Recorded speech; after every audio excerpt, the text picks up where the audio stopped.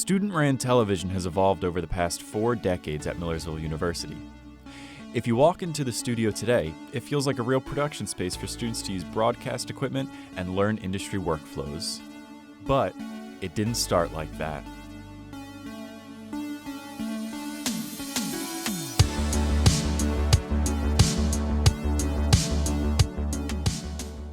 Television was lower in the curriculum then, in that there were only 2 courses taught.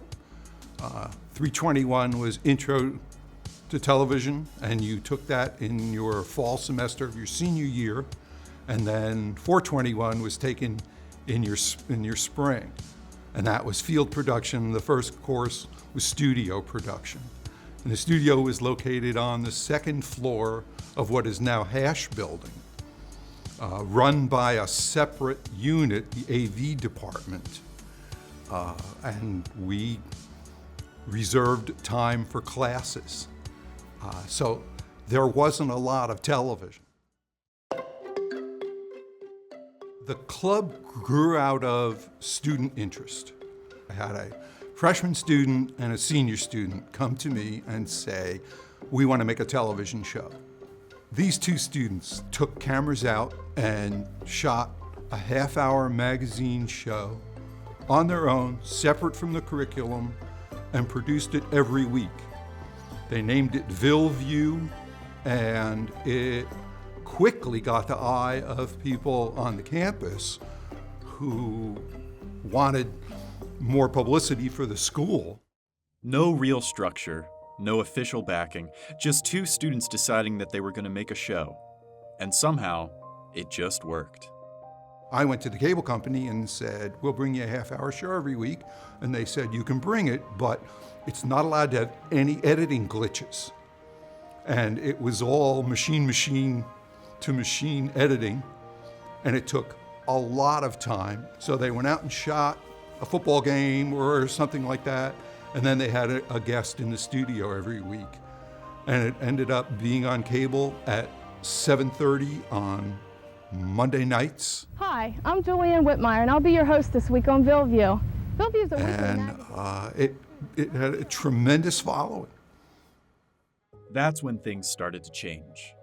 What started as a student-ran experiment was suddenly becoming something people were actually watching.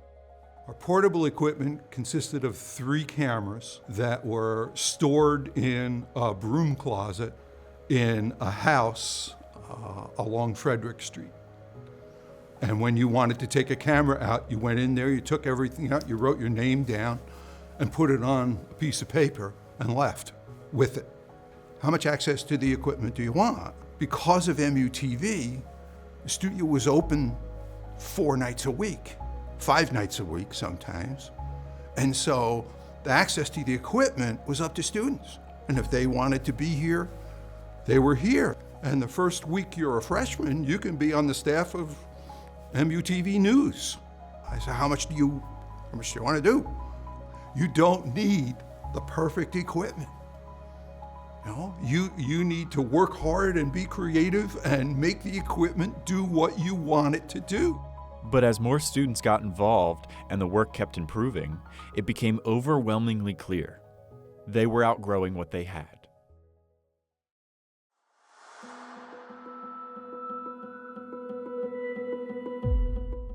We went from an all tape-based system to an analog/digital system. We had DV cam cameras, and students could take the cameras out, get some footage, bring it in, put it in one of the tape decks. We had decks that were just for playback and decks that were for recording. We used to roll videotape from the edit suites because that was the only place you had digital. And so when you were the director and you were queuing up a package in news, you'd be like, "Edit 4, roll!" And you would literally yell down the hallway and they'd hit play and you'd be able to pull that into your switcher and play it. And then it would be like, they're queuing the next one up and your operator's not even in the room. They're not on headset with you. You were just like, wrong tape. There was a position there just to be the tape jockey, to set it up, and students learned how to run a production and how to do a newscast.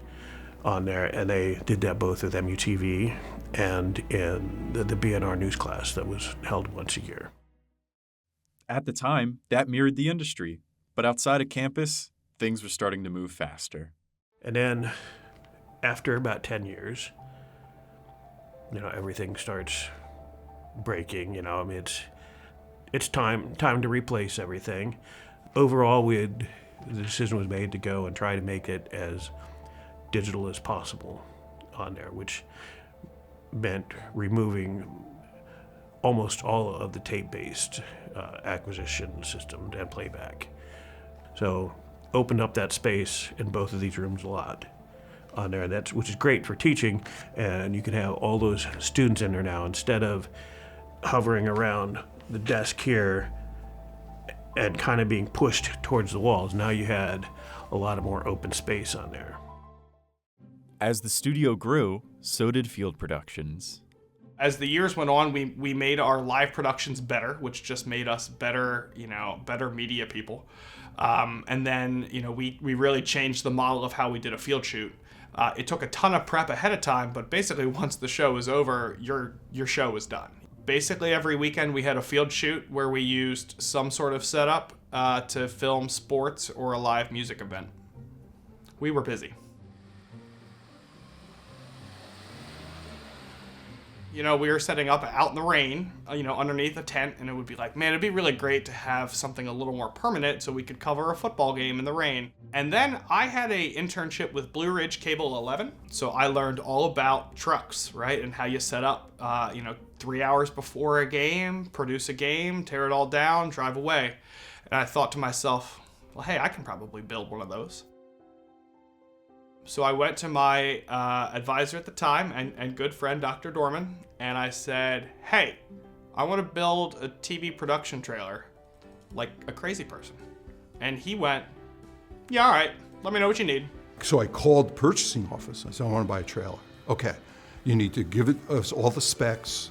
I don't know how to spec a trailer. Well, it's going to take us 6 months. So no, it can't take that long. We found a guy who sold the trailers. We found what we needed, got the trailer, put it out here, and John constructed our trailer. I'm pretty sure we were here till 2 or 3 in the morning, several nights in a row. And yes, we definitely canceled some MUTV events that week because it was like, okay, I need 10 people to work on the trailer all day. Now we have a portable studio, a portable control room.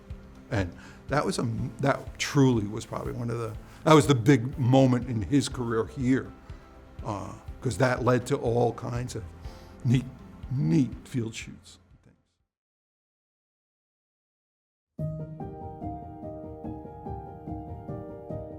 We're hitting another big bump where everything is just becoming so digital that we need to make that next step, and our equipment is at end of life.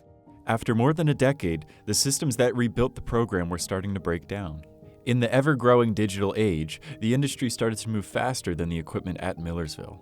One of the main issues for our studio is things are starting to break down, and we actually are not able to find the things we need to fix them. So we're at one of those kind of what I would call a crucial point. So it's going to make a big difference for students in the classroom. It's going to make a big difference for students in MUTV. I think whenever you refresh a studio, you begin thinking about what you're going to do the next time, and you begin putting money away and things like that, and making plans and staying on top of the technology. So it had been past 10 years. And so we knew coming in that as things started to fail, as we started to piecemeal, bring some new equipment in, that it was time. I mean, it was past time to do a refresh. Staff and faculty and administration just all got together and really pulled through and gave us something that I think is going to be really great for students.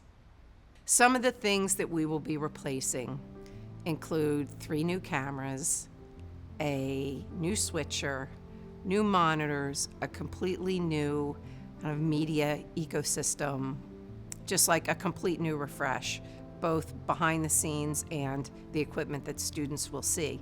And everything also works with the things we still have that we've just recently added, like the teleprompter was new in the last few years, and the audio board was new, and everything is designed so the next thing that we need to plug in, we'll be ready for that. We'll give students a seamless and up-to-date process for learning. It will do the same thing for MUTV, allow them to kind of expand their creativity, do things they hadn't thought of, and I really hope they press themselves and do that. The sky's the limit on what we're going to be able to do with this new refresh. The equipment will keep evolving, new systems, new workflows, better tools. But take a step back and the pattern stays familiar. One of the things that students really learn is to collaborate in a crew. It's not for a grade. You show up or you don't show up. You work with whoever shows up that day. Everybody's, through the weeks, everybody's strengths and maybe their weaknesses show up, and everybody just has to get along and get the show done. You don't need to be best friends with everybody, but I think you build the kind of resilience for the field when you're working on MUTV shows that you might not get in a classroom. I often get calls on the phone from people looking for somebody for a job, and it's always the MUTV people that stand out to me because I've seen them week in and week out doing the specific work, not just like doing the work, like putting the time in and things like that. The first impression I got from everybody from day one was that if you wanted to get somewhere, you should be in MUTV. There was no way just classes alone was going to get you a career in the industry, and if you wanted experience, this was the place to come. I think that the best thing that an advisor can do is get out of the way and let the students create. Students have always taken what was there to use and made the best of it. But, it's just always been this great club. I mean, it's been around for 40 years, and it's hard to think of it before or after a certain amount of time because there's always great kids who spent their time working for the club. There's always great content. There's always really funny storytelling and really rich news stories that happen. It was always this. Inspired students just wanting to make something great with the tools provided to them. And tomorrow, it starts again.